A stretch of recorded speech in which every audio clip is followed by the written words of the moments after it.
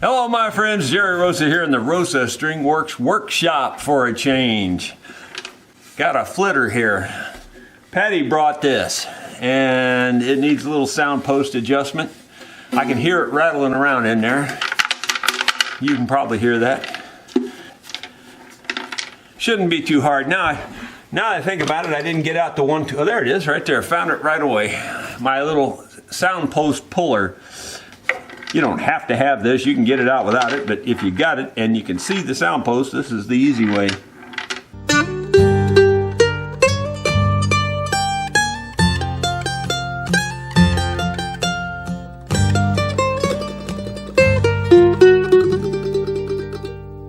Like I said, if you can see the sound post, oh there it is, this is the easy way.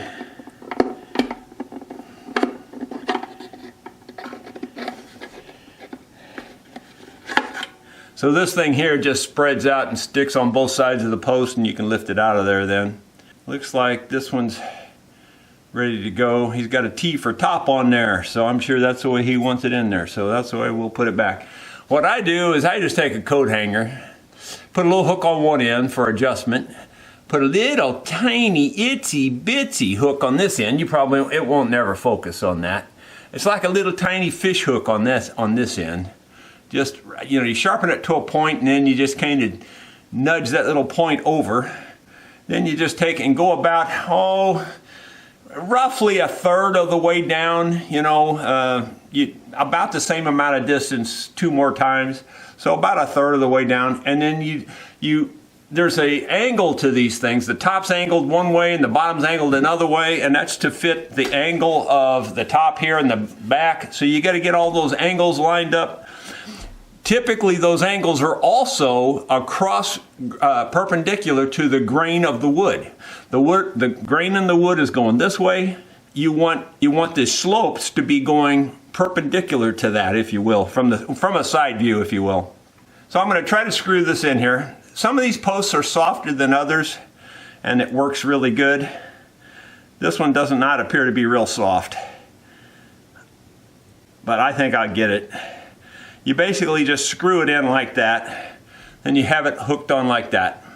Then you can reach in here. Well, first of all, let's make sure we got the bridge about like it wants to be. The bridge is kind of crooked on this. And it looks like she's got a foot under her bridge. Patty, shame on you. What do I have a foot under my bridge for? I didn't see it. It's got a piece of paper under there or something. It looks like that bridge might be too short. Is it going to be tall enough? Maybe after we get tension on it, it'll pull it down. It looks like the angle is, with this short bridge, is going to be, the angle's too steep for this short bridge is what it looks like. That's what it looks like. We'll try to set it up this way and see if it works, but I have a feeling we're going to be making a new bridge. That's just a guess. But this side here has a little piece of paper under it. We're just going to leave it there and pretend we didn't notice that. I didn't notice it, so. Well, it's kind of my business. I tend to notice these things. And I'm also noticing now that my best metric ruler's missing. It's not the one I want to use, but I guess it's the one I'm going to use. I generally set these at 325 millimeters. And guess I'll turn around this way so the numbers don't read backwards. And that one is at 326 about, so really close. But I try to keep them about 325, and the reason for that is then they're standard from one fiddle to the next. If you just keep them at the same place.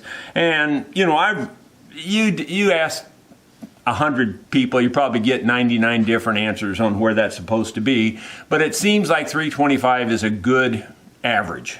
I'm just eyeballing where I think this needs to go.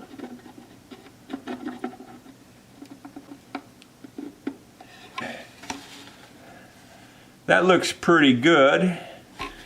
We can always do minor adjustments after you get it there. So I'm going to pull this a little tighter to draw it in there. And then I'm going to unscrew this.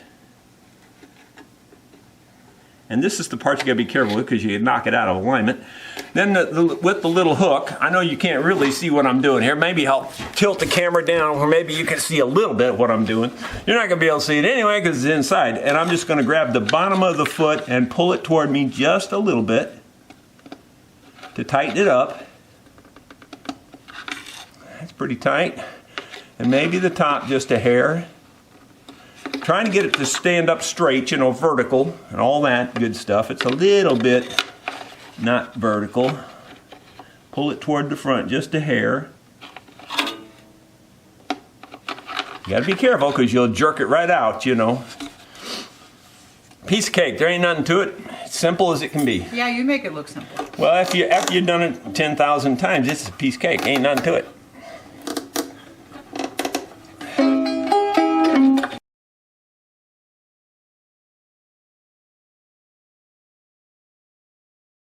I'm going to tune this up off camera, no point in filming that, and once we get her tuned up, I'll show you the next step.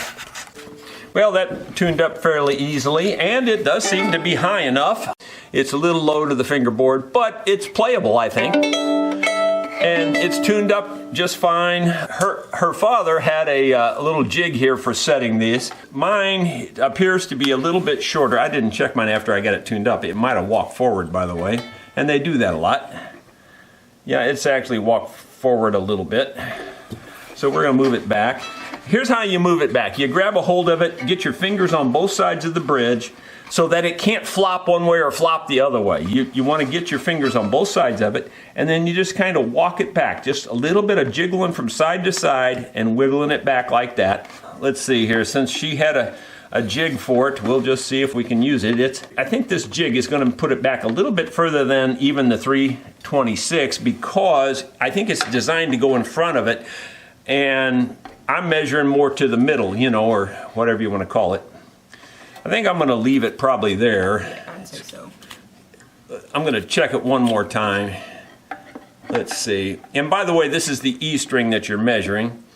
Yeah, I'm actually a little further back than I would normally do, and that's mainly because it's slanted. Let me get it straightened up. That's the other thing. You want, whenever you're trying to adjust these things, get fingers on both sides of it, and then it can't flop one way or flop the other way, and then you can also tilt them that way a little bit to straighten them up. So, that should be pretty darn close there. Yeah, that's real close. Typically the sound post is set right about here, just about say an 1/8 inch space behind the foot to where the sound post starts, and the sound post is pretty much directly behind the treble foot. I think that one's ready. All righty. What we got next?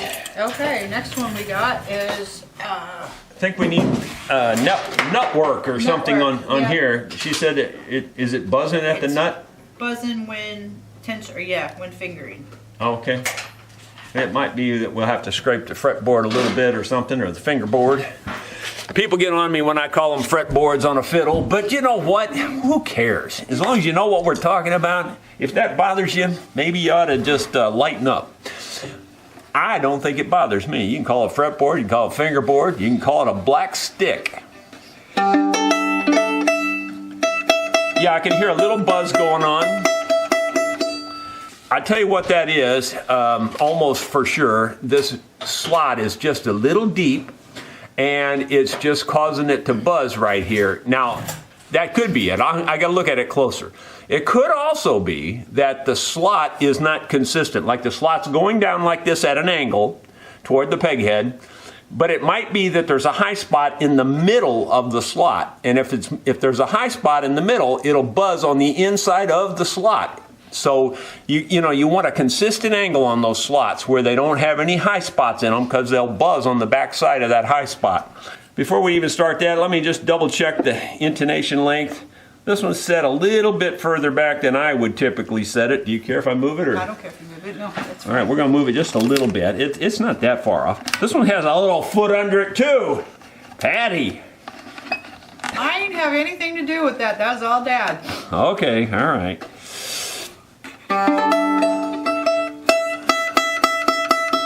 Still buzzing a little bit. All right, I'm gonna have to get my close-up glasses on because I used to not need these, but I do now.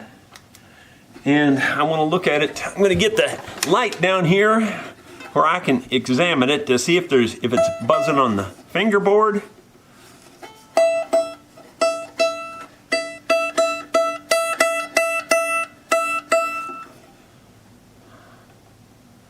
I can't really tell, honestly. But I have a feeling it's buzzing in the nut because I don't think it's touching on the fingerboard. So I think the nut slot is the problem. I'm going to recut this nut slot just very lightly. I'm not going to go any deeper. I'm just basically going to make sure it's in the same angle. So I'm going to do that. And the way I've got a couple of ways to do it. I guess I'll do it the way that everybody normally would do it with a nut file. I would normally do it with my little saw, but you know, you can get carried away with a saw. People do, and then they go too deep. So this is less likely to go too deep. But for me, it's faster with a saw. So I'm going to loosen this string up. I'm going to take this string out of the slot. Let's turn it down here where you can see what I'm doing. And all I'm going to do, let me even zoom in a little bit. I'm just going to lightly make sure this is in the same angle. I'm not trying to go deeper. Just trying to make sure. The last place I want that string to touch is on the inside of this nut. If it touches somewhere else, it can buzz on the inside of the nut. There we go. I think that might be it. I think there was a little bit on the A string as well. A little bit on the A string as well, maybe? All right, well, while we're at it, we'll just do that one too. Yeah, and it looks like it's a little high in the middle too. We're just going to knock off that little high spot. Now this could honestly make it buzz on the fingerboard because we're knocking off the high spot, you know. So, but that's not a big deal. If it does, we can fix that too. All right, let me tune them back up and then I'll show you what the next step is. It notes fairly clean open, but if you note it here, you can hear it buzzing. And in my opinion, there's two problems. I think this bridge is very low, probably the reason that little extra foot's under there. So it probably needs a new bridge realistically, but I think there's also a high spot on this fingerboard. So let's get rid of the high spot first, and then we'll see if we really do need a new bridge. So to do that, I'm just going to take the strings off.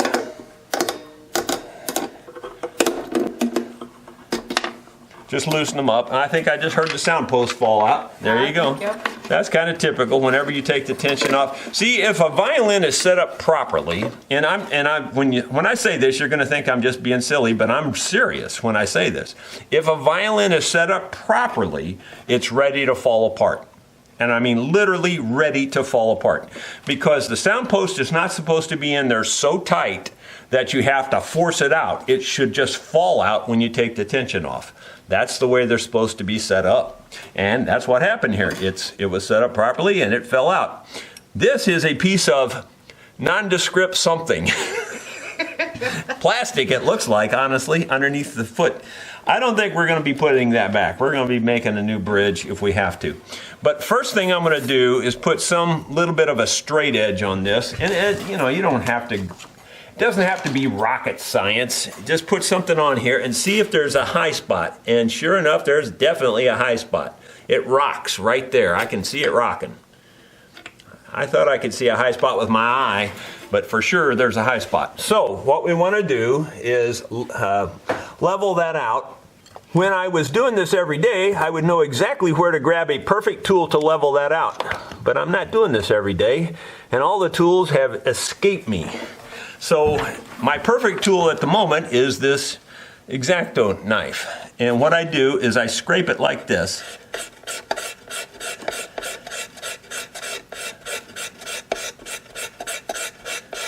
And you can scrape, this sawdust on that is so fine, it's just powder. So this does an excellent job of scraping. And the trick is you don't want to go so much, but you want to make sure you're getting it level So that high spot's right here in this area, so I'm just kind of getting rid of that. Seems like it's on the 2 treble strings. Just put something back on here and see if you're fairly level. I can still see a little light under both ends. So we didn't go too far.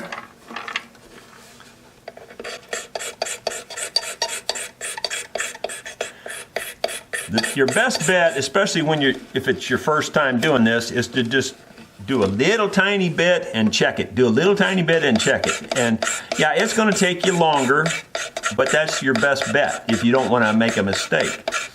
For me, I can do a little more because I'm pretty used to doing this. I kind of know by feel how much I'm taking off. You got to remember, I carved my mandolin tops to within 1/1000th of an inch. So 1/1000th of an inch, pretty tiny. So I get used to knowing how deep to go and how far to go.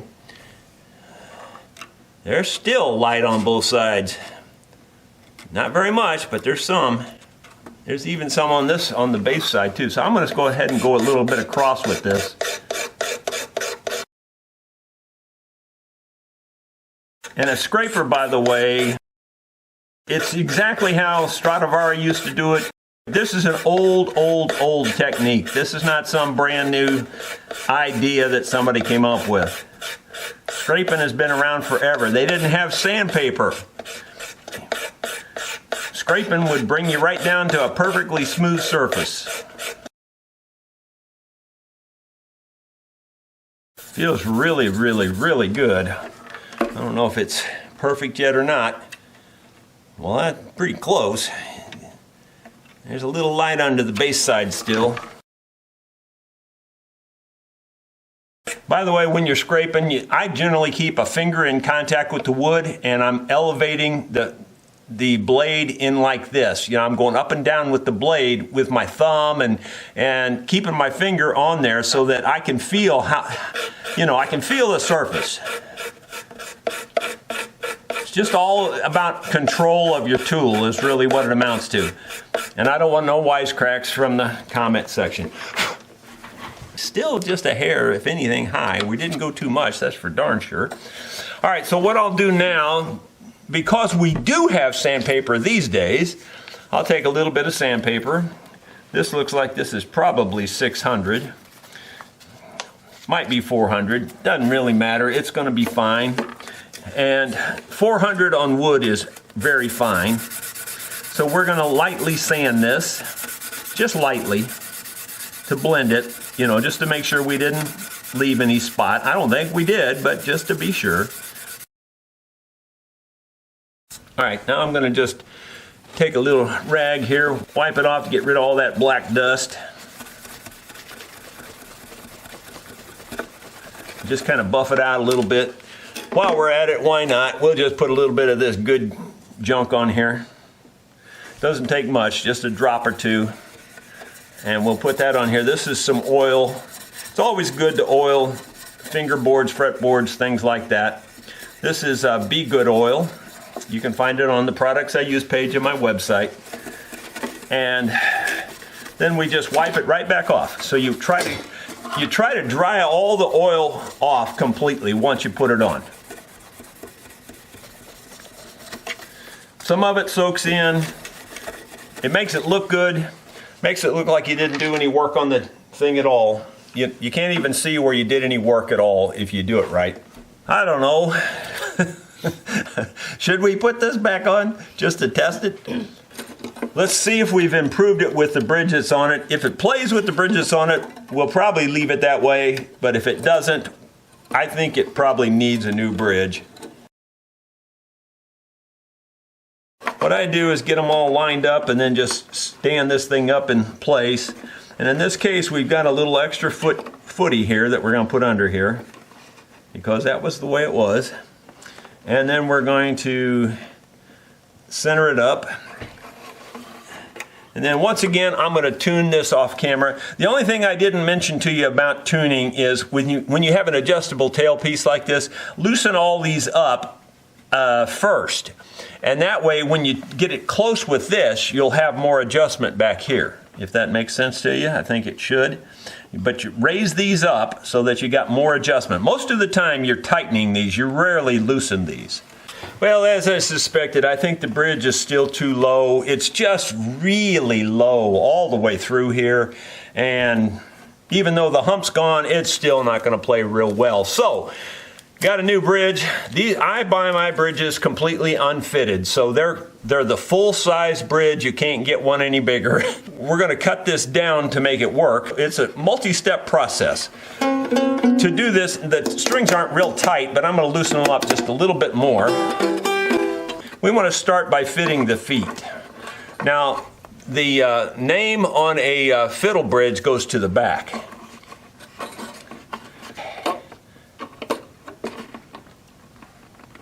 It's a little bit too tight still. I'm just using this to help hold it and for me. You don't really have to do this with the strings on, but I actually prefer to do it with the strings on. And the reason is because it helps hold it in place for me. Now what I'm going to do now is I'm going to find some 220 sandpaper. We're going to put it under here. Well, no, we're not. I'm getting ahead of myself. I need to get a real sharp pencil first. So I'm going to sharpen this pencil up real good, and then I'll be right back and show you what we're going to do. Okay, the first thing we're going to do is get my close-up glasses on. The second thing we're going to do is make sure that we're in about where we want this bridge to live. You got to be real close. You don't have to be perfect, but perfect don't hurt nothing either if you get it just exactly right. So, you know, okay, we're real close. I'm going to take this pencil and I'm going to just by eye make an I'm going to try to keep it at the same height here and draw a line across the foot of that, because these feet come really thick on these new bridges. And I'm going to do the same thing here. I'm going to try to keep the pencil at the same height and, you know, not let it change. Well, I'm going to have to go higher than that and then come across. And this gives me the angle that we're trying to follow. So if you look at that now, you can see the angle on both sides. And what we do then is we take a very sharp chisel and then we take a block of wood, something like that. We lay this on here and we basically pare that off to that mark. And you take it in very small bites because you'll bust it if you don't. If you try to take it all in one, you'll break it for sure. It's very hard wood, you don't want to break it, so just cut off real thin slices. See how thin those slices are? They're almost paper thin. And you just keep doing that until you get right back to your line. So, you know, I'm taking off multiple cuts here. And you try to cut it where you're cutting perpendicular to the block.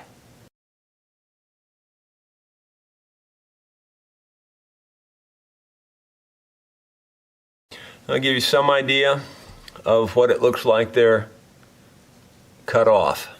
And now we're going to do the same thing to this side. This side seems to be an even steeper angle. So we're going to take off a little bit at a time. I'm going to leave this one short of the mark because it's getting real thin up at this end. So I'll probably be a hair short of the mark, but I'll be parallel with the mark.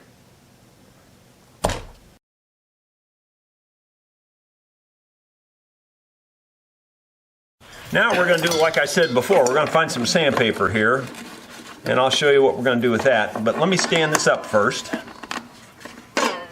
Again, I do prefer to have the strings on them when I'm doing this.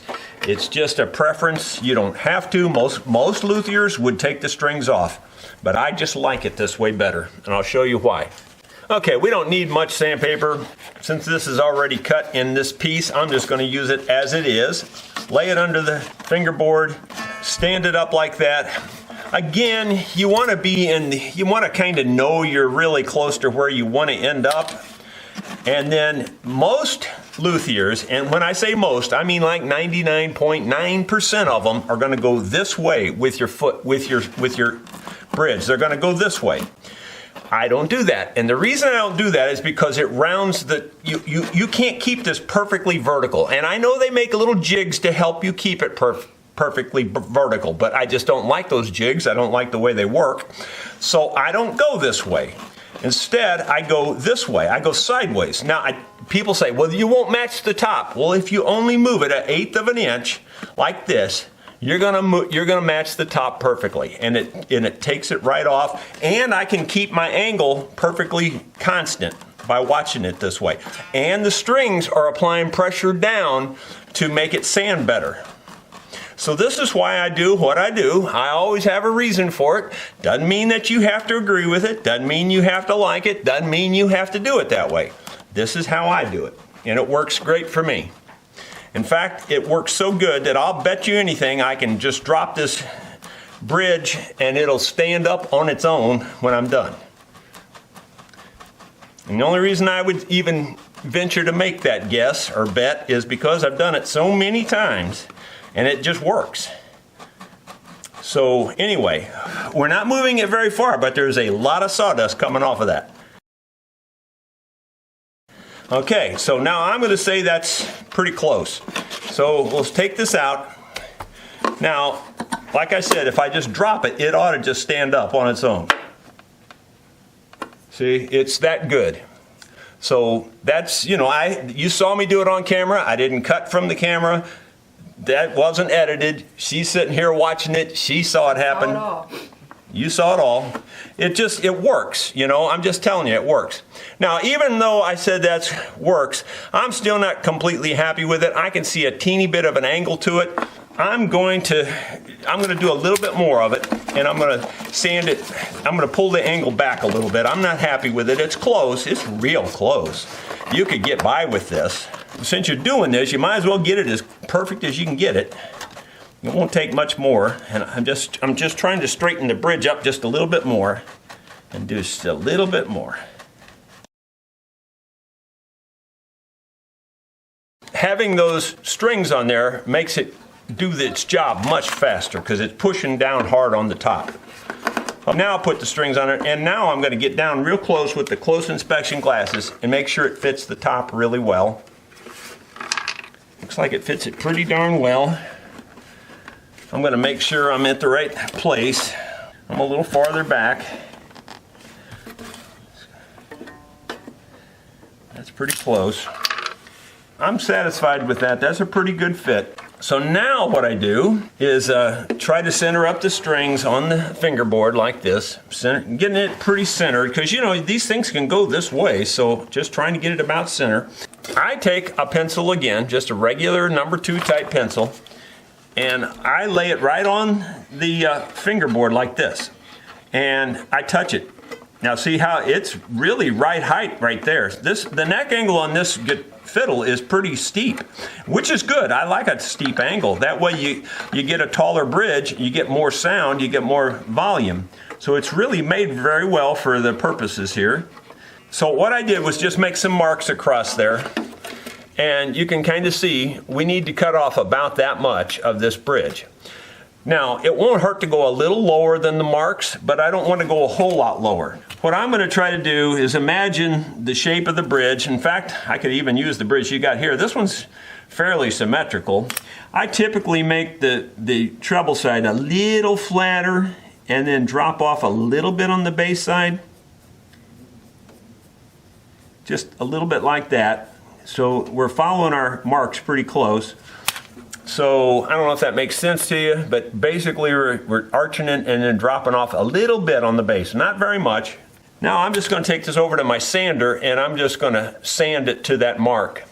So I'm not going to show that, but it's just a rotary sander, and I'm just going to lay it on the table and just knock that mark off. Okay, I've approximated the shape of that. And this is kind of the way I like to see them. A little bit flatter on the treble side, a little bit rounder and steeper on the bass side. That's kind of the standard. So now I'm going to trim this off. Now, I've got my little finger plane. This is I think this one's an 8mm finger plane.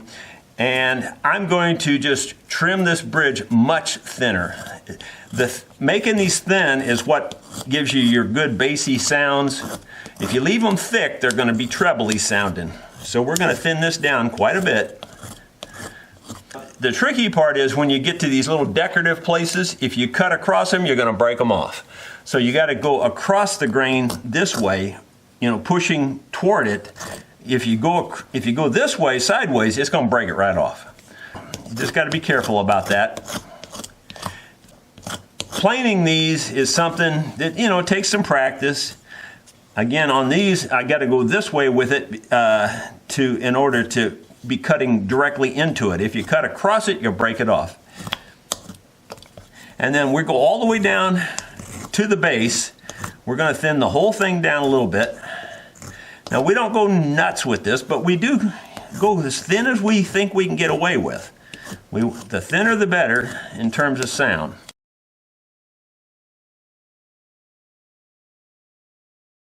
Sometimes you'll get into a piece of wood that you can only cut it one direction.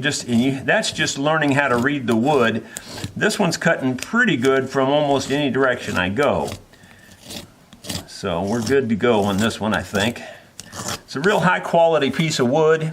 This one's the bridge that was on there was good quality. This one's at least that quality. And if you're wondering what I mean when I say quality, it's got the tightness of the grain, the fact that you can see these ray flecks in here. That means it's really quarter sawn very well. Good quality wood. If you see no design in the wood at all, it's usually a low-grade bridge. Now the trick of this is, if you do it this well and keep it flat as you're carving it, it's easy to straighten it out at the end. But if you get it where you got channels down in it, it's kind of hard to straighten it out afterwards. We should have no trouble with this one, I don't think. I've been doing this for so long, I can pretty much tell it's pretty flat. And also changing the directions helps you cut it flat too, by the way. If you cut it all in one direction, you'll always have a little bit of an issue.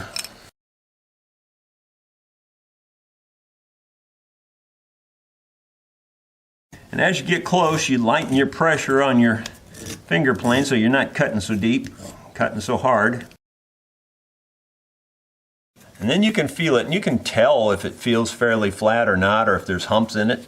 A little spot right here, and that spot right there. Not bad. Next thing you can do is you can take a scraper, because that's what they used to do. And you can scrape it smooth like this. And you don't have to do this. In fact, I don't generally do it.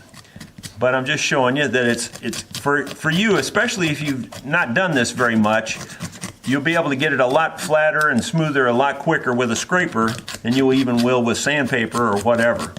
The old timers never used sandpaper. They just felt it was taboo to use it. Their claim is that it loads the grain of the wood up with sawdust and it doesn't vibrate as well. But I'll be honest with you, on maple, the grain is so doggone tight. I don't think you're going to hurt anything if you use sandpaper. That's just, I think it's more of an old wives' tale than it is anything else. But everybody's different. Now I'm going to take this block here, this 220, and I am going to use sandpaper on it, and I'm going to go this way, like this. And I'm putting a couple of fingers down to keep it level and hard and pressed, and then just sand it pretty fast, like this. With 220, it's just the perfect grit, I think. It gets it good and flat, and again, if you didn't make any mistakes, it's pretty easy to get it flat. If you got a lot of hollow spots, well, then you need to work on it some more. That looks pretty good to me. That little tiny bridge sure did lose a lot of wood.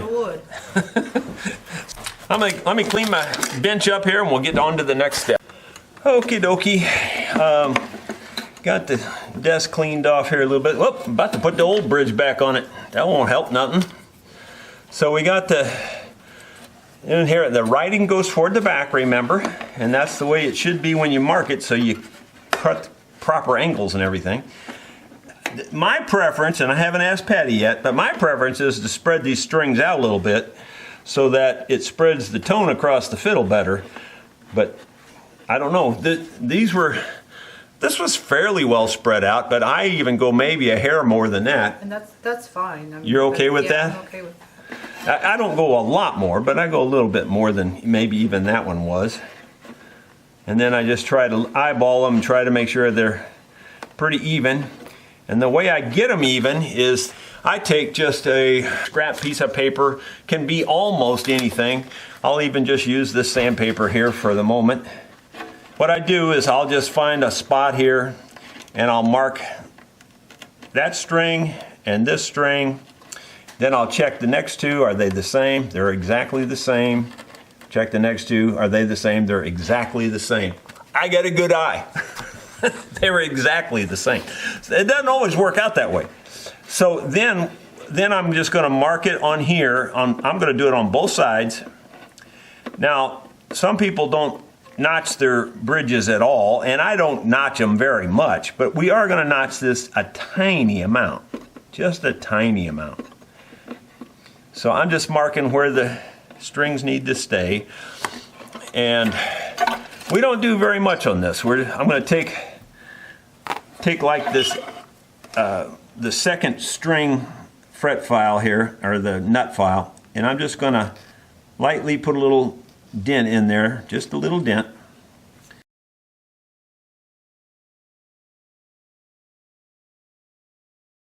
Hardly anything. In fact, you can't really hardly see it. So just enough to kind of make it stay where you want it.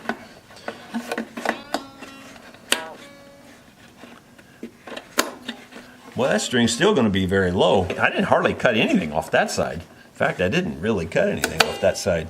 But man, we're still going to have almost the same problem. And this bridge, it's got to be taller than that one. Well, it ain't much taller. It's taller in the middle, but it ain't much taller. It's, gee whiz. You may have to set the neck angle. That's going to be a problem. Gee whiz. See, I was afraid it might be more than a minor repair. I'm honestly never have come up to one where I cut so little off of a bridge and it's still too low.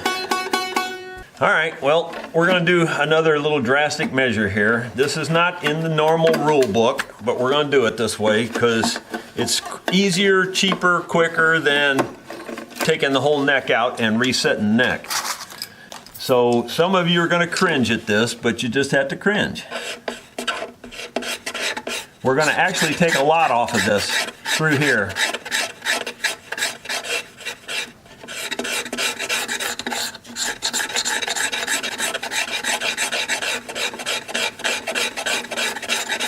You'll never be able to tell this when we're done. You'll never know I did it, but other than the fact that you're seeing me do it here on video, it's the only way we're going to get this done reasonable, economical, you know, and without even damaging the instrument. If you take this neck out, people think, oh, just undo the neck. Well, yeah, there's no zipper. You know, you have to break it, basically, to get it apart. That's really what you're doing, is you're breaking it when you take it apart. Sometimes you can do that and have almost zero damage. Other times, not so much. You'll have some damage.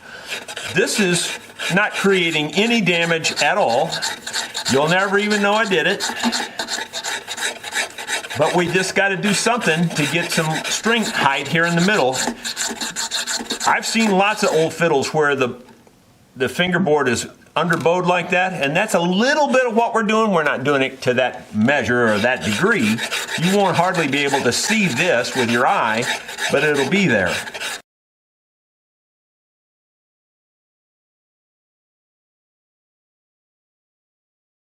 It's going to look like we're taking off a ton because you can see all this black here, but we're talking thousandths of an inch. We might be dropping the middle here by 5/1000ths of an inch. But that might be enough to make it play good.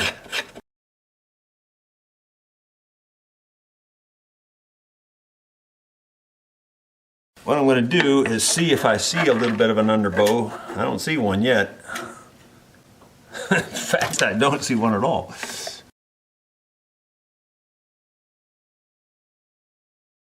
In fact, I still see an overbow. So really, we're doing a real good thing because we're getting the overbow out of this. It's got an overbow. It's longer than just down there where it was buzzing. This overbow extends all the way up to about in here.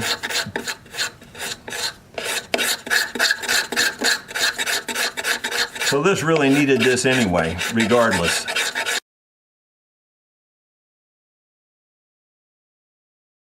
Still high right where my thumb is there. Again, I'm rubbing my fingers on top of this as I'm doing this and just letting this protrude down just enough to scrape it lightly. If you do more than that, if you try to scrape heavy, you'll get a lot of what they call chatter. It'll bounce, and it'll make all kinds of marks. If you keep it real thin, it won't make any marks, and it does a real smooth job. We're starting to see just a hint of an underbow, but we still haven't really got the bow out yet. There's a plate, like right in here, it's got more of a bow again. I just want a hint of underbow down the length of this. It's kind of like relief in a guitar. In this case, that's kind of what we're dealing with here.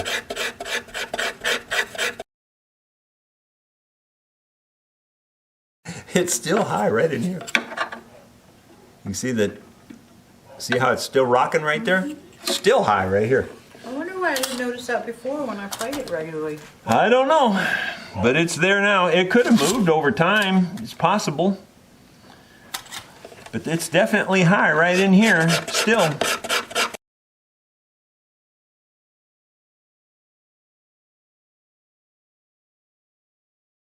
Yeah, I can see some clearance now. There was no clearance there before, zero. I'm only going to tighten it just a little bit. It's clear now. It's still not clear though playing it. Of course, that's very loose. When you tighten it all up, it's going to be better. Better than it was, I can tell you that. It wouldn't even do that. But I have a feeling once we tighten it all the way up, it'd probably play now, but I'm just going to look down at my eye. And quite honestly, it still needs more. I mean, I can tell it just needs more. Your typical fingerboard on a fiddle will have a very slight underbow. This one's got an overbow, so it just needs more. That's all there is to it. All right, we're getting out the big guns. We're going to use a single edge razor blade since I can't find my official scrapers. This actually works pretty good. Okay, I'm taking the strings down, holding them under the neck with my fingers, just so you can see what the technique is. And then I'm just going to take and scrape it like this.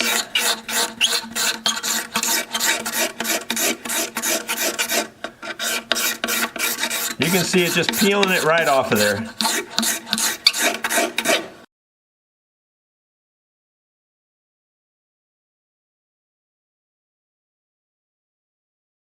Just gonna look and see now if I've got a more consistent underbow. Not yet. It's still doggone high right here in the same place it's been high all along. It's still high there. This thing had a significant bow right here. Again, you think we're taking off tons. I promise you, by the time we're done here, maybe 8 or 9 thousandths, maybe 10 thousandths. But that's not much. It just looks like it's a lot worse than that because these things are absolutely wispy paper thin. Let me get my straight edge here again. And well, we're really getting close now. But I can see daylight almost all the way now, pretty much. Still a little bit in here. It won't hurt nothing to take it down a little bit more.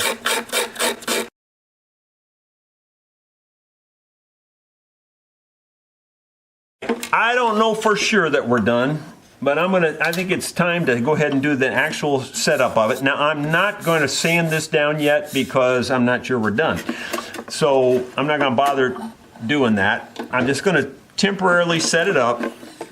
Then we'll test it, and if it plays good, well, then we'll just undo the strings and sand it. We'll be done. But if it doesn't, we'll have to scrape it some more. So either way, we're going to take it apart again. I'm not even going to tune it all the way to full tune because the sound post is not in there.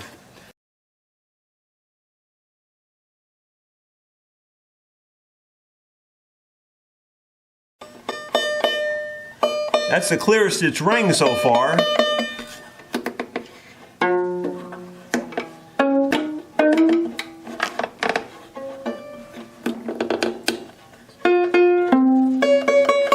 That's definitely the clearest that string's been so far. And we don't have it up to pitch yet. I hate to say it, but it needs more. The A string's okay, I think. But the E string still needs more right in this general area here. I think the rest of them are fine. That E string still needs more right in here. There's no two ways about it.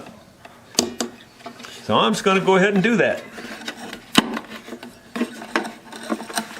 Once we get it, it'll be good for a long, long, long time.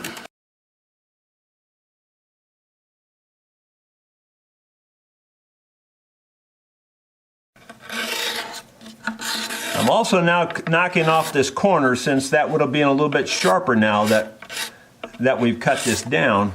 So I'm rounding off the corner so that it doesn't feel sharp. That last one there was pretty aggressive, so I think we're probably close. Look at it again. I just can't believe it. It still needs some. It still could use some. I mean, these are the kinds of things that don't lie to you. They either are or they aren't.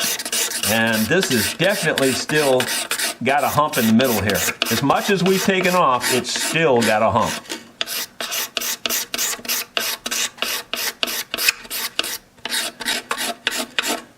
But it won't have a hump when we're done.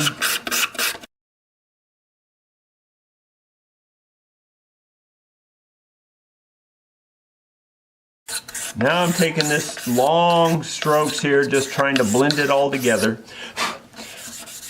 I'm pretty sure we're there now, but it don't look like it when I look down it. Man, it still don't look like it.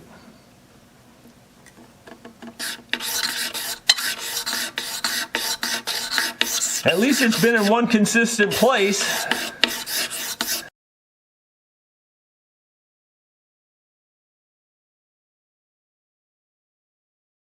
What you can't see in the camera is I'm looking straight down this fingerboard, looking for the, to see if it's straight or curved and if there's a hump in it. And there's been a hump every time I look down it, and even including now, there's still a little bit of a hump. This time, now it's moved up this way a little bit further, but it's not as bad.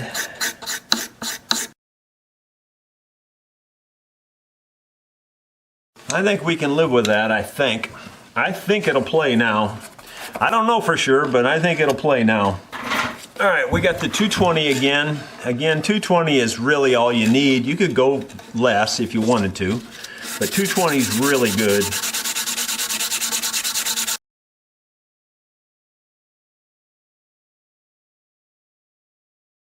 I'm also sanding these corners so that you don't feel it, because after you take it down like that, it actually makes a bit of a corner.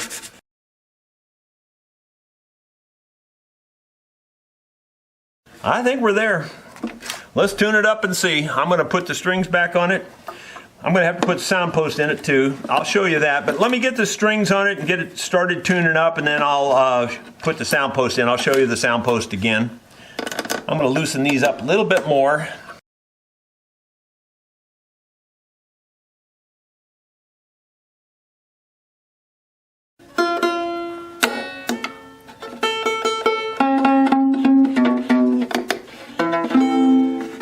Okay, there's a little bit more tension on here. I don't want too much tension on it when you set the sound post. You just want a little bit.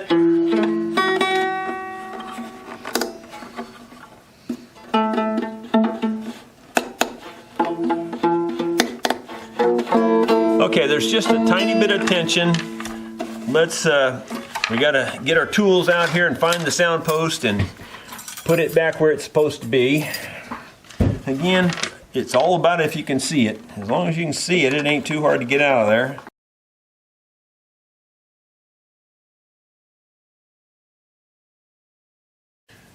This is simple when it's simple, but right now it's not. It doesn't want to fit through the hole. It'll go through there, I'm sure, but it's tedious.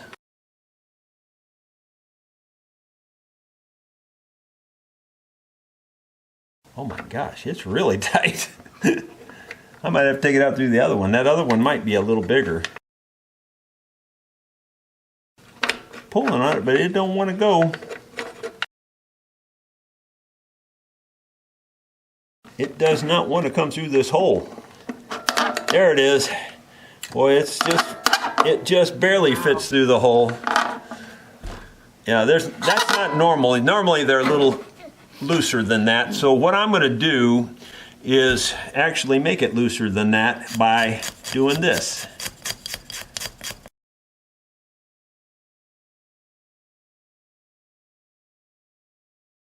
So now you know what to do if you got a sound post that's too tight. You just scrape them down. Just spin them like that. Try to keep them round, you know. Again, now you look at the top and you try to see where the angle is. This one, the angle's coming back this way, and he has a T on there for the top again. And then, again, about a third of the way down, you screw the little tiny hook end into this. The reason you want the hook is so that you can pull back on it. Otherwise, you won't be able to pull back on it to get it in the right spot. It'll just pull out of the hole.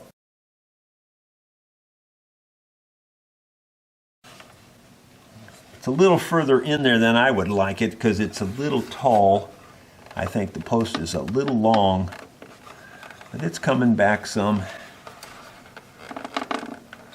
There we go. I think it's good. I'm going to unscrew it and pull it around.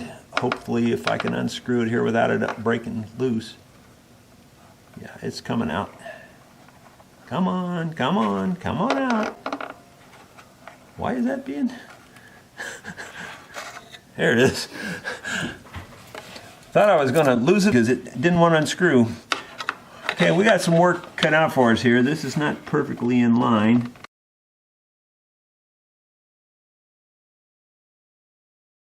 Now we're just about there, I think. Let's measure where we're at here. Right on the money, Sonny. That looks real good.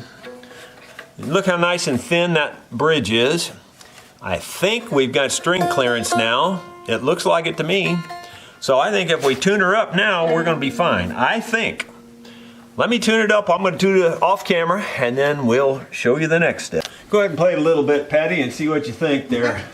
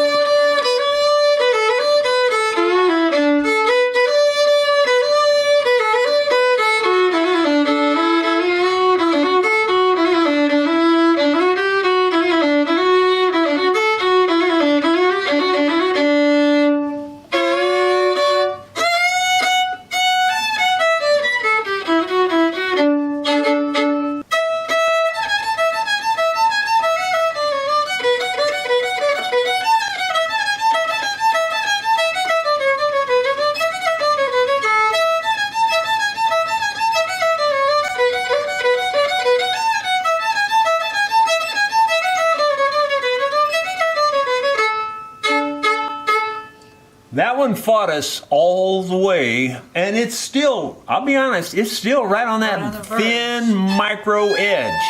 It could use some more. It really could. What do you think? You think you're okay with it, or you want some more? Either way, I'm fine. Whatever you want. Probably wouldn't hurt to have just a little bit more, Okay. I guess. We'll do it. What we'll do this time is we'll cheat a little bit, and we'll only take the E string down and just scrape the E string and sand the E string area, and I think we'll be fine. Because the rest of it I think is okay, isn't it? Yeah, it feels like it. Again, this is one of those luthier tricks that if you get it, you get it. And some people don't, and they say, you can't do it this way. Well, I can. I've done it this way for 40 years. So it works for me. Had a guy tell me the other day that 400 was not nearly good enough for a fret job on a guitar. Well, I'm sorry, but 400 is 400 grains of sand in a square inch. Try to see how big that is. It's pretty tiny. You don't need to go to extremes on most of these things like most people think. They learn it from these elitist people who think they know everything. And really, it's much more simple and much more common sense is really what it boils down to.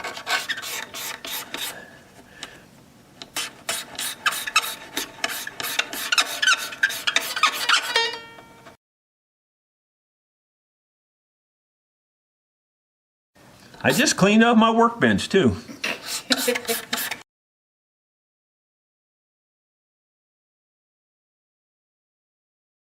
Okay, I'm going to take my straight edge again, if I can find it again. Oh, I had my hand on it.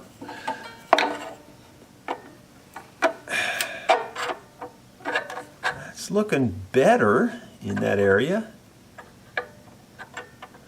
Trying to lay it right where the E string would be.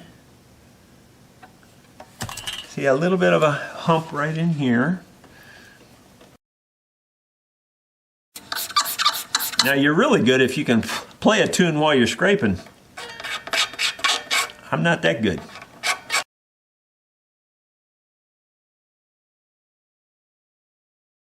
The angle I'm holding this, I can see light through my window and I can tell where I need to go more. And it looks like it's right in here still.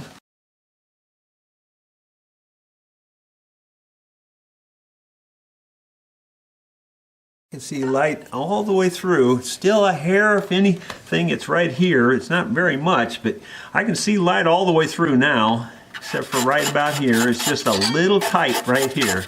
I can see light, but it's still a little narrower light right here. So we're talking just a couple thousandths of an inch now.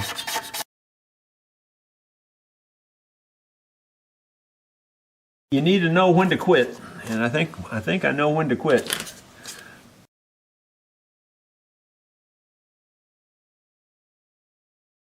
All right, let me tune it right back up here and we'll just double check it and see if we're done.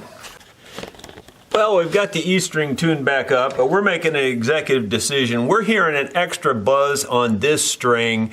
It's the G string, and we think the serving's actually loose because we cannot see a place anywhere where there should be a buzz. We could be wrong. It might not be the string, but I think it is. So we're going to try a different string and see if that makes a difference. Sometimes the serving can get loose on a string and actually rattle on the string. It's not very common. It's not a very common thing, but it does happen. When I put strings on a fiddle like this, I pull the peg out this way so the hole's real close to this side, and I poke it through till it hits the backboard. All right, I got the string sticking through, and I'm going to wrap around the far end of the peg. And I'm going to wrap twice around that. Then I'm going to come back over those two wraps, and that ties them in. And now I'm wrapping this way, getting closer to this side of the peg box. That locks the string in where it can't slip. Now if we still hear a buzz, then we know we got some other problem somewhere. I don't hear the buzz now like I did.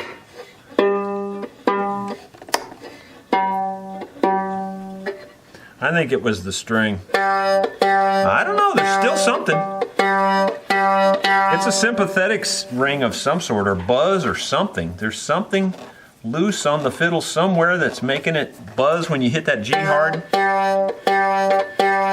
There's an extra after buzz. I don't know if there's one of these are loose or something. I don't hear anything loose or rattling. Maybe it's the tailpiece?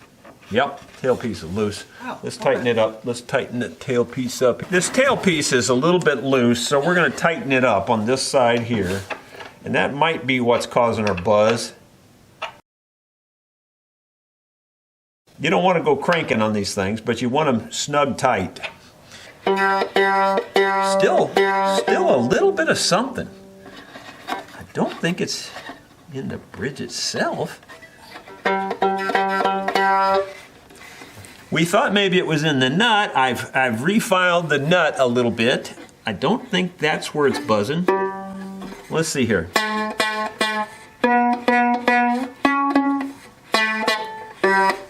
I don't think it's hitting the fretboard, fingerboard. I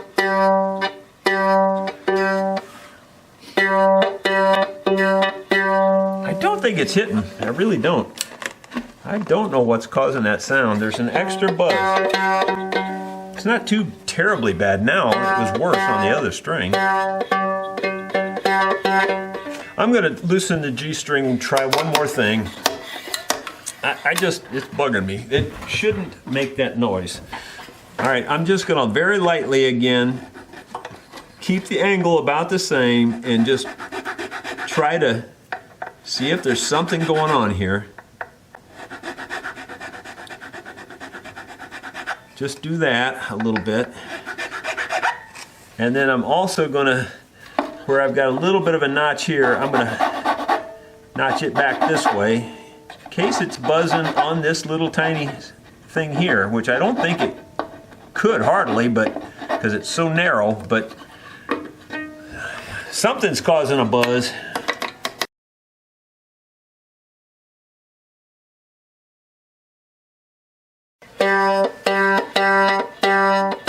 It is not rubbing anywhere on here. At least I don't think so.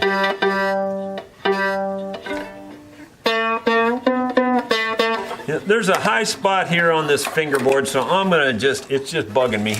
It might be where it's rattling and we just can't see it, but there's a high spot like right here, and maybe that's where it's rattling. You know, it's heck to be a perfectionist. When something bugs you like this, you got to get it figured out. Yeah, oh, that's really high. Look at the whole ruler's rocking right here. Look at this. That might be it. Look at that. Can you see that rock? Yeah. It's a huge rock. It's a huge rock. It brings it up 1/8 of an inch off of this. That's crazy. So there's definitely a hump there. Maybe microscopically it's touching that when you just can't, I can't see it touching it, but maybe it is.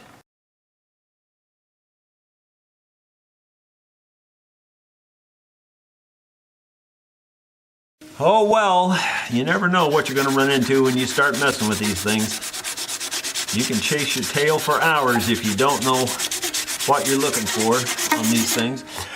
And I'm not 100% sure this is what I'm looking for, but it's almost got to be it. Because unless there's something internal that's actually sympathetically buzzing to this string. And that does happen. It's not common, but it does happen. Uh-oh. Hope my string didn't come loose. That might have been it. It may have helped it a little. I don't know. I'm not sure if it's helped it or not. I kind of think it might be a little tiny bit better. It does sound better. It's not as booming kind of buzz. Yeah, I don't know. It's really hard to say. Bridge is in about the right place. It looks like it's fairly straight up and down.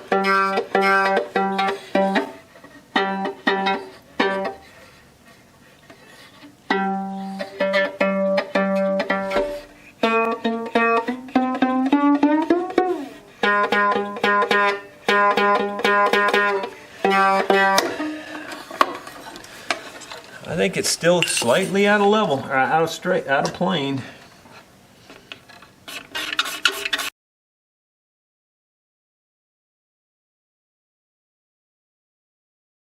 They must have built this fingerboard on a Friday afternoon when they were getting ready to go out for the evening, you know. That's why I was wondering. I'm going to check and see when he made it, because there must have been, I think there's a life event going on or something. Yeah, this fingerboard is definitely humped up. It's definitely not like it should be. I mean, you know, a straight edge don't lie like that, you know. It just don't lie. There's a hump or there's no hump. And there's a hump for sure.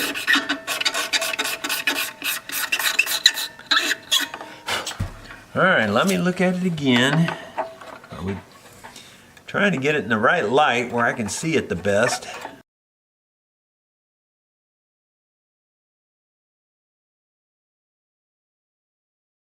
Just a few thousandths of an inch makes all the difference on these things. It's that way on your guitars with the frets too. If they're not perfectly level, something's gonna buzz. If you stop and think about it, when you note a note on especially like a guitar is a better example because you got those frets, you note there, well, if you look back at that next fret, it's barely, I mean barely clearing that fret. And so if it's not perfectly level, it's gonna buzz. And that's kind of what we're dealing with here, except that there's no frets, but it's the same concept. If you got little imperfections, you're gonna buzz on those imperfections. I don't know that we're fixed yet, but let's see if it's better. I don't know. I'm about to give up on this one. I think that's better. It's definitely better. That's way better than it was. It's still got something. If you hit it really hard, there's something buzzing in this thing. Is there something in there? There's a little stuff falling out.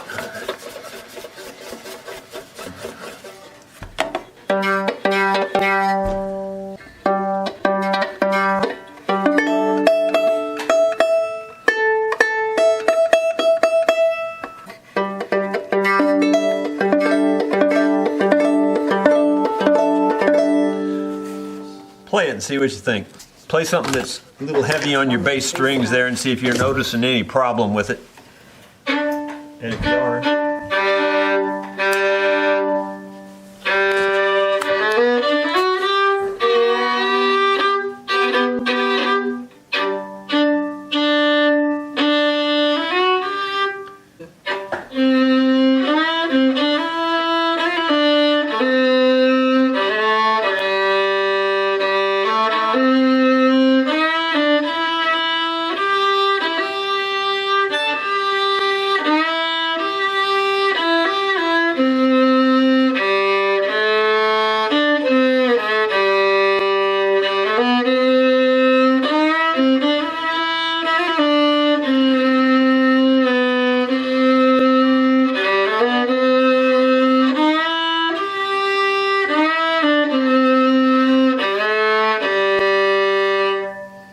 Not noticing withdrawing with the bow. yeah. Yeah, I don't know.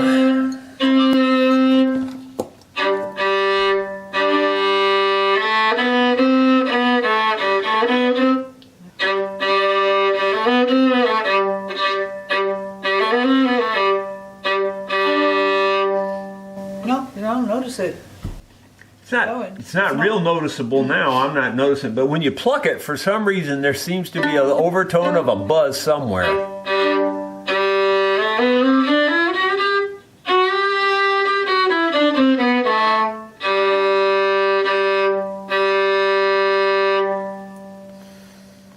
Sounds pretty good, really. It's got a good tone.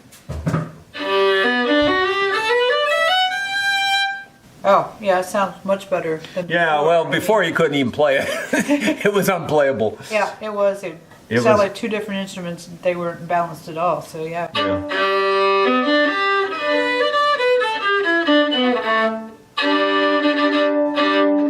Okay. All right, we're going to call that one good. Well, my friends, Patty's got yet another one here. We know this one's Patty's because it's got her name in it. This is just a rule of thumb. You know, there's tons of rules of thumb, especially with fiddles. one of the rules of thumb for me is about 7/8 inch height into your fingerboard. So if you measure to the top of the end of the fingerboard, it should be about 7/8 of an inch. That's a rule of thumb. 3/4 of an inch, in my opinion, is too low. 1 full inch, in my opinion, is just a bit too high. And 1 full inch is exactly where we're at. It's exactly at 1 inch. And in my opinion, that's just a bit too high. So the neck angle, in my opinion, is just a little bit too strong. So the only way to fix this, if you really wanted to just absolutely nail it down and make it perfect, would be to lower this neck angle a little bit. But we don't want to do that because that's taking the whole neck out of the thing. And again, you might break something. Who knows what you're going to end up with when you do that. I mean, I'm sure I could do it. Don't get me wrong. But on the other hand, the other option is to try to make a little taller bridge and see where we're at. And then we might end up doing the fretboard, you know, we might have to scrape it to get it to fine tune it. But I think if we're careful and knowing going in that we really have to make a tall bridge, I think we can get it done with just doing the bridge. So let's give it a shot. I'm going to loosen all the strings.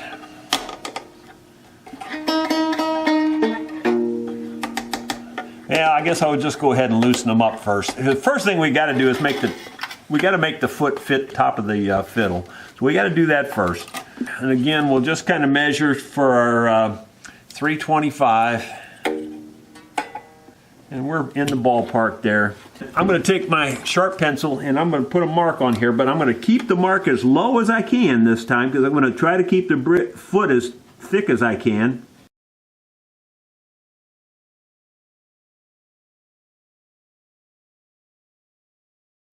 We'll go to town with the chisel again just to get the angle.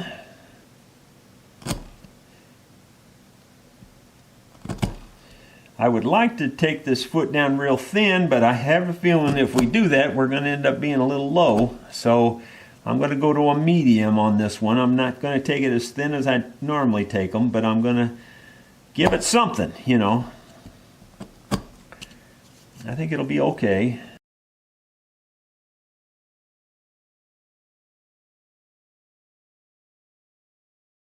That looks pretty good.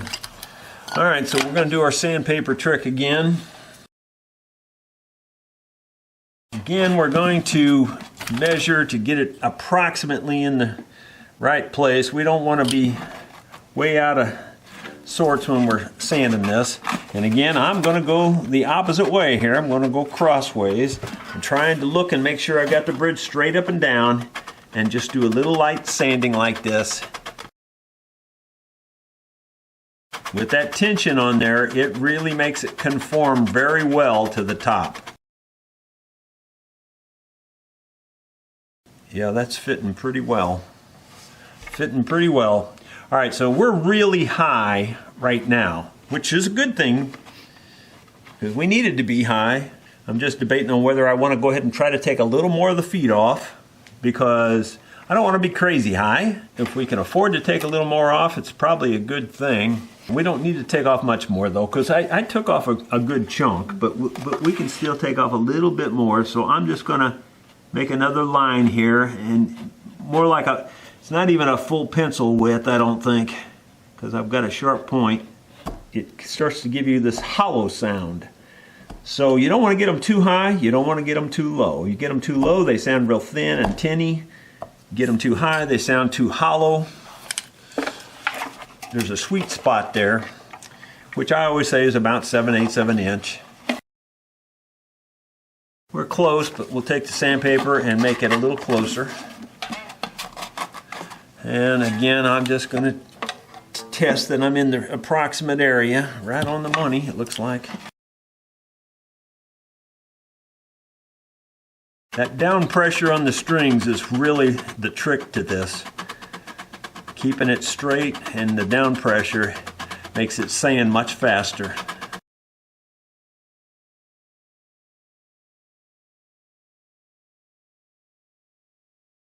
Okay, I'm going to still try to get my shape out of this without going too low. Yeah, we can't take much off of this, that's for sure. All right, I'm going to go over and sand just a little bit off the top of this just to get the shape. Okay, I've shaped it just a little bit. I don't think I took enough off to hurt anything. Now I'm going to thin it out. You can see I'm just really curling it off there because these things come out really thick from the factory. A lot of guys will just thin this outer edge and they don't take the wood off the whole bridge. And when you do that, you're not going to get as good of vibrations. You're not going to get the same sound that you will if you just go ahead and thin it out. You could do this thinning with a sander and it probably would be just fine. It's just, I do it with the traditional finger plane because it's tradition. And it's fast, really. It's pretty fast if you know what you're doing.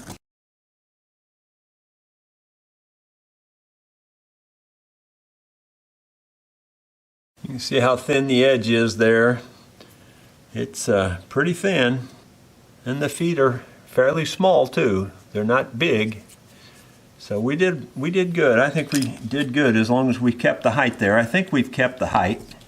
Let's see about height-wise here. Yeah, we're definitely taller. Yeah. Okay. Yeah, we're definitely quite a bit taller. And that's good. I mean, if we have to go down, we can always go down, but it's real hard to go back up unless you put a pad under it. And I don't like to do that. Those pads will knock your sound down some. They don't transfer the sound through as well. So I try not to put a pad under anything.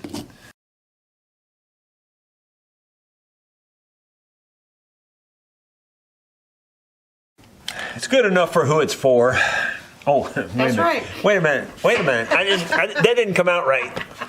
Okie dokie. I think we're in good shape. So far, the sound post didn't fall out of this one, which is okay. It's probably a little tight. I'm going to go ahead and tune it as it is. It looks like it might be a hair high for her style, but we're going to see.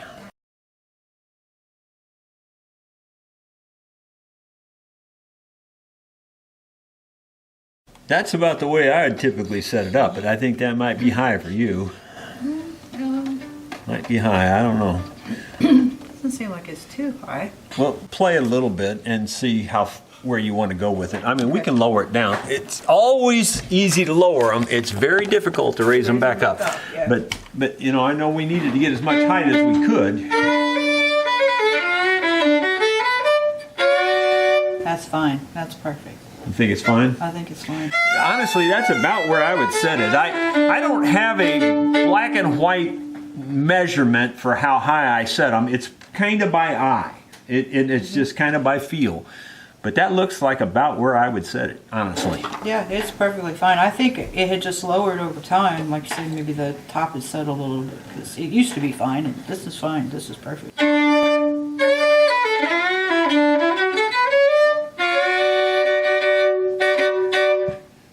Perfect. You're okay? I'm okay with that, yeah. All right. Well, you know where I live. Okay. I got one left. I gotta run it. Uh-oh, she said she's got one more small project. Yeah. That means it's probably a bass fiddle. No, I just need help. So I have a wireless, and the little thing needs to go in the bridge, there in the eye, and I just need that widened a little bit. Let me go. Oh, okay. Well, your bridge is leaning forward, too. Oh, well. Okay, so we're going to be putting a wireless in here, and I think she needs this little gap opened up right in here. I think we can handle that. We'll see. Okay, so she wants to get this little thing right here. She wants to get that in that little slot right there in the bridge. Sure, that's going to work. I assume you want this pointed to the back? So yeah. Or to the side? Because like, that might make a difference as I put it in here. Is this supposed to fit in here tight, or is it supposed to be glued in? It's not supposed to be glued in, so So it's supposed to be a snug fit, huh? yeah, so this little thing goes... Are you sure it won't fit if you unstring it and put it in there? Well, I didn't try that.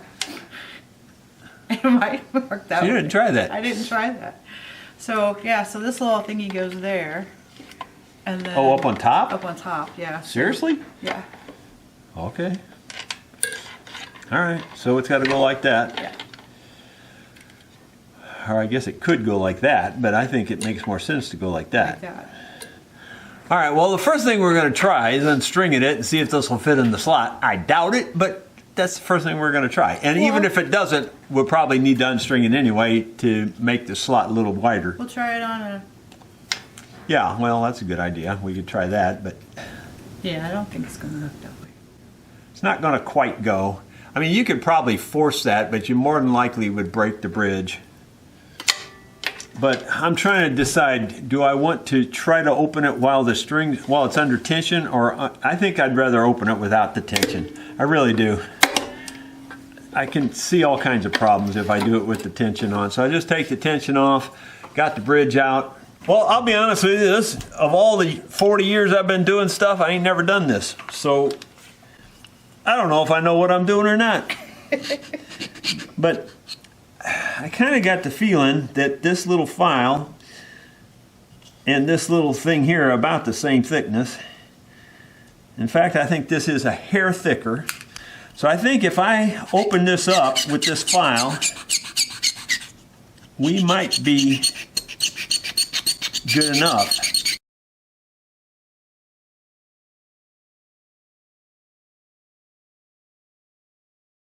All right, so I've got a slot started. Let me see if this is going to be too loose. I think that's going to be about right. Especially the time you get strings on it, it's going to clamp it down. Clamp it down, okay. I think it's going to work.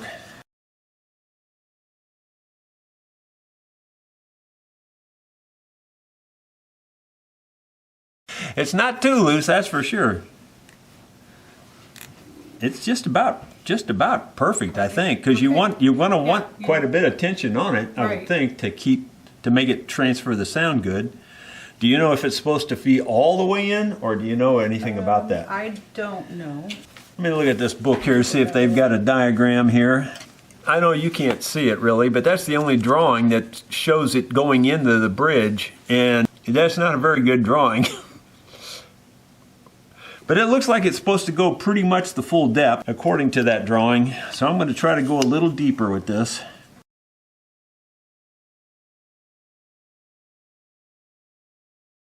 Looks like they made that out of oak. That's what it looks like. Maybe it's birch. Oak is not a good choice for sound. I don't know why they would make it out of that. It's what it looks like it's made out of. It's probably not. It's probably some wood I've never even heard of. That's almost deep enough. I might try to go just a hair deeper than that yet. I think I'm going to quit while I'm ahead. I think that's pretty close.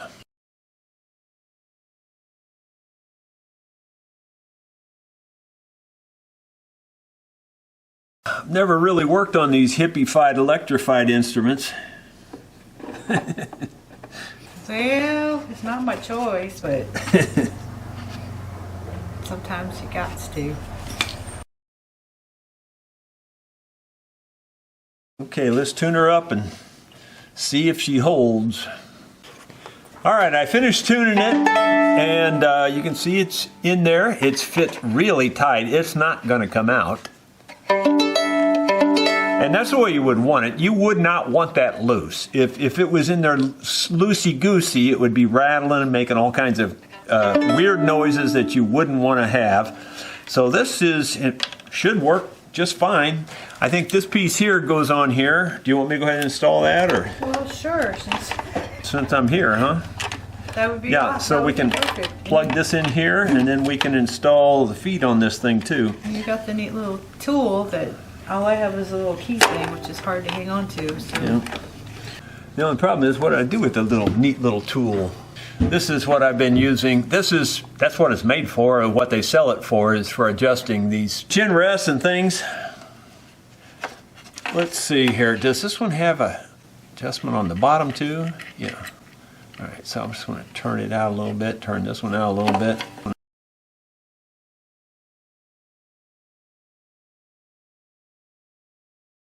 I think that's about it, I think. All right, so we'll just tighten her up here.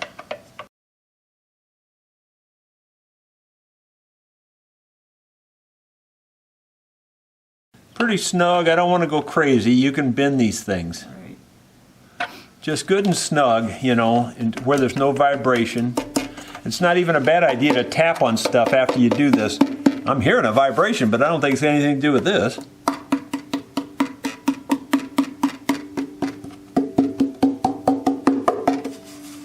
Oh, it's probably this thing. Probably the tuner. Anyway, I think that's pretty good. Why don't you play that one just a little bit and see what you think with it. Make sure it's still okay.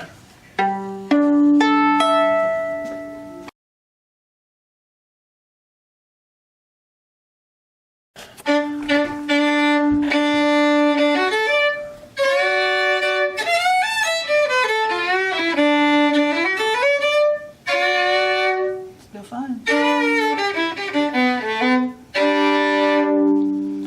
I think it's going to work. I think it's gonna work. So, hope you all learned something for some of the techniques that I use on setting up fiddles.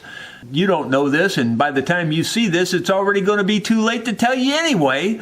But we're going to play a little concert this evening on our channel. And she's going to be playing a fiddle, and Gary Haven's going to be playing guitar, and I'll be playing mandolin. And just so you know, today is what, March 20th, right? Yes. So it's March 20th, 2025. If you see it after that, sorry, you just missed the concert. We'll see you on the next video. Hopefully you'll give me a thumbs up for the techniques you saw here today. Thank you very much. See you then.